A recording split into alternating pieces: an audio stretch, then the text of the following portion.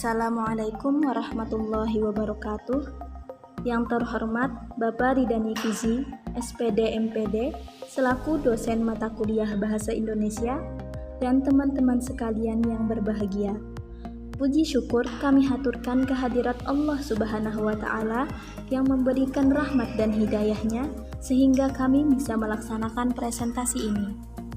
Perkenalkan, kami dari kelompok 9 beranggotakan Putri Aprilia, NPM 21111272, Raudatul Jannah, NPM 21111277, dan Zaini Gani, NPM 21111284. Di sini kami akan mempresentasikan makalah berjudul Teknik Penulisan Karya Ilmiah.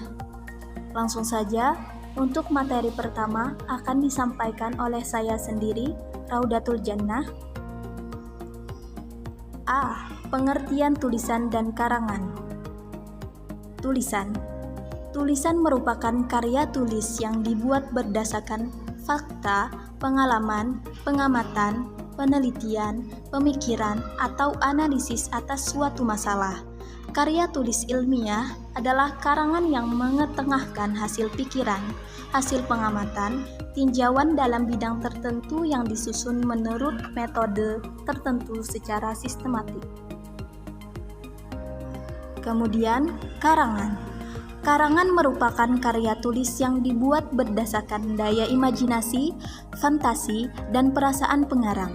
Karangan ilmiah adalah karangan ilmu pengetahuan yang menyajikan fakta dan ditulis menurut metodologi penulisan yang baik dan benar. Suatu karangan dapat dikatakan ilmiah jika ia mengungkapkan suatu permasalahan dengan metode ilmiah. Materi selanjutnya akan disampaikan oleh Putri Aprilia. B. Jenis-jenis karya tulis ilmiah. Di antaranya, yang pertama, artikel. Dalam istilah jurnalistik, artikel adalah tulisan berisi opini subjektif penulisnya tentang suatu masalah atau peristiwa. Dalam konteks ilmiah, artikel adalah karya tulis yang dirancang untuk dimuat dalam jurnal atau buku kumpulan artikel yang ditulis dengan tata cara ilmiah dan mengikuti pedoman atau konvensi ilmiah yang telah disepakati. 2. Makalah. Makalah adalah karya tulis ilmiah yang menyajikan suatu masalah yang pembahasannya berdasarkan data di lapangan yang bersifat empiris, objektif. Makalah biasanya disajikan dalam sebuah seminar atau dipresentasikan di kelas atau tugas perkuliahan. 3. Kertas kerja. Kertas kerja atau pada prinsipnya sama dengan makalah, namun dibuat dengan analisis lebih dalam dan tajam dan dipresentasikan pada seminar atau lokakarya yang biasanya dihadiri oleh ilmuwan. Kertas kerja itu menjadi acuan untuk tujuan tertentu dan bisa diterima atau dimentahkan oleh forum ilmiah.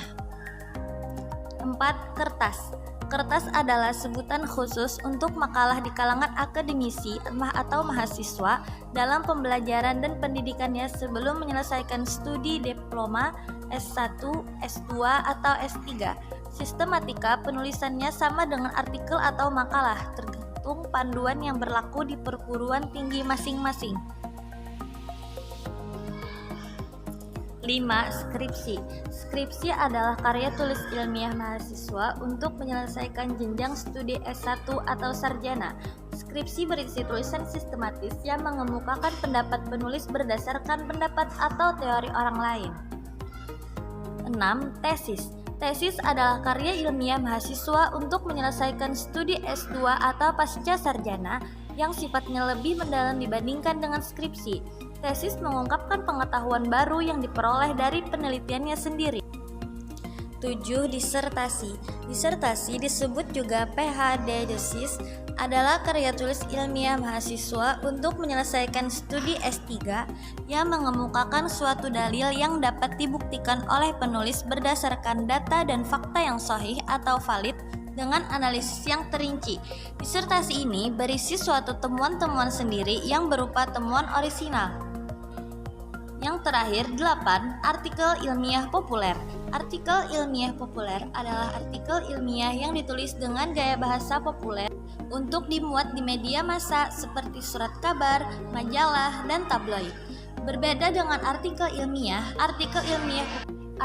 ilmiah populer tidak berlaku ketat dengan aturan penulisan ilmiah. Artikel ilmiah yang ditulis lebih bersifat umum untuk konsumsi publik. Tak jarang, artikel ilmiah populer ini disebut juga sebagai opini ilmiah. C. Langkah-langkah membuat karya ilmiah. Pertama, tahap persiapan atau perencanaan. Kedua, tahap pengumpulan informasi. Ketiga, tahap pelaksanaan draft. Keempat, tahap menulis draft. Kelima, tahapan revisi. Keenam, tahap penyuntingan. Ketujuh, tahap publikasi. Dan terakhir, kedelapan, evaluasi. Materi selanjutnya akan disampaikan oleh Zaini Gani. D. Reproduksi karya ilmiah. Reproduksi karya ilmiah merupakan bentuk karya ilmiah yang disusun atas dasar karya ilmiah yang telah ada. Reproduksi karya ilmiah digunakan untuk mengubah kembali karya ilmiah yang sudah ada, baik dalam bentuk ringkasan maupun resensi buku. Penjabaran bentuk reproduksi ilmiah. 1. Ringkasan, ikhtisar, dan sinopsis. Ringkasan merupakan salah satu bentuk karangan ilmiah singkat yang berasal dari karangan ilmiah yang panjang. Ringkasan dibedakan dengan ikhtisar. Bila ringkasan disajikan dengan menggunakan bahasa pengarang asli, ikhtisar menggunakan gaya bahasa, struktur penyajian, dan sudut pandang penulis ikhtisar. Sinopsis merupakan ringkasan atau ikhtisar yang pada umumnya diterapkan untuk karya naratif, baik fiksi maupun non-fiksi. Tujuan membuat ringkasan adalah memahami dan mengetahui isi buku atau tulisan atau cerita. Seseorang tidak akan dapat membuat sinopsis, ringkasan, dan ikhtisar dengan baik jika tidak dapat membaca dan memahami karangan dengan baik. Peringkas harus dapat membedakan gagasan-gagasan utama dengan gagasan-gagasan pengembang. 2. Resensi. Resensi merupakan suatu ulasan mengenai sebuah karya atau buku. Tujuan resensi adalah menyampaikan kepada para pembaca apakah sebuah buku atau karya ilmiah itu layak mendapat sambutan dari masyarakat atau tidak. Penulis resensi juga harus mempertimbangkan kemungkinan selera pembaca. Oleh karena itu, sebuah resensi yang dibuat di suatu majalah tertentu tidak mungkin tidak sama dengan resensi pada majalah lain. Baiklah, itu tadi presentasi dari kelompok kami. Mohon maaf apabila ada kesalahan. Dan terima kasih telah menyaksikan. Assalamualaikum warahmatullahi wabarakatuh.